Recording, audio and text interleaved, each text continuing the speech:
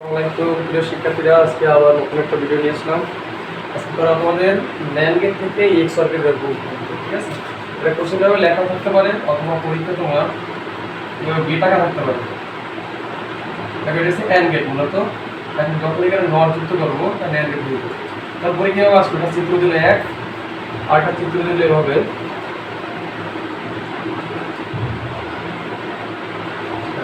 এটা দিল চিত্র দুই।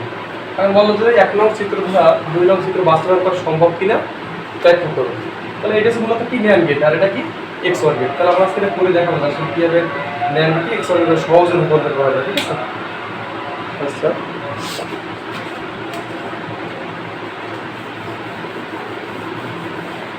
তাহলে এর আগে আমাদের জানতে হবে যে মূলত এক্স অর গেটের সমীকরণটা কি। এক্স অর গেটের সমীকরণ হলো, যদি আমরা ইনপুট এ আর বি ধরে করি, a not B plus A B not, এই সমীকরণটাকে আমরা মূলত বাস্তবায়ন করতে পারি। আর মানে সমস্যা নেই এক্সক্লুসিভ বি, এটা আমরা করব, ঠিক আছে? আচ্ছা, তাহলে প্রথমে ইনপুট এ আর বি দিয়ে করবো। যেহেতু দুটো ইনপুট, একটা হলাম এ, একটা হলাম বি, ঠিক আছে? এ, এটা হচ্ছে বি। তাহলে আমার এখানে মূলত প্রথমে আছে কি এ নট বি, আমি এ নট বিটা বানাবো।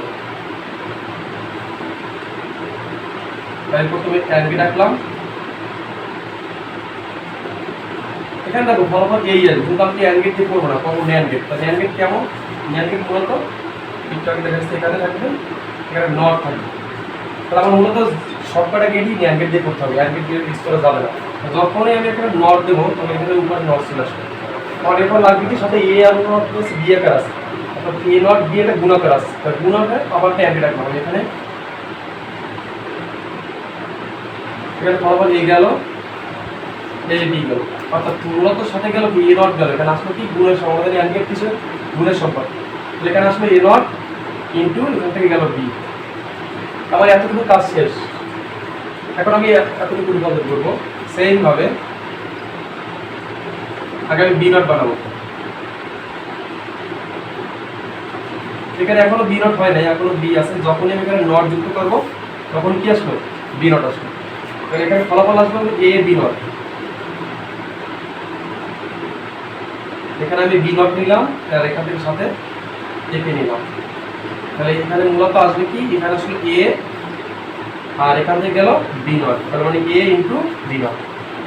আর আমি এটাও ন্যান গেট দিয়ে করবো, এটাও ন্যান, কারণ আমি মূলত ন্যান গেট দিয়ে কি আমি এক্স অরকে বাস্তবায়ন করতেছি। তার মানে এখানে ন্যান গেট রাখা যাবে না।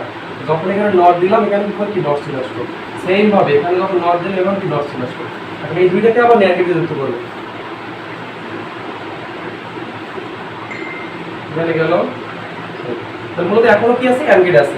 তাহলে এখন এটার কি আকার? গুণাকার আছে। তাহলে আমি লিখতে পারি A not into B A not into এখানে কি আছে এ বি নট উপরে হোল নট। আর যখনই এখানে আমি নট দেবো কি হলো? কেন নট দিল? কারণ আমরা করতেছি ন্যান গেট থেকে, এটাও ন্যান গেট, সবগুলো কি ন্যান গেট। তো ন্যান গেট দিয়ে বাস্তবায়ন করবো এই এক্স অর গেট, ঠিক আছে?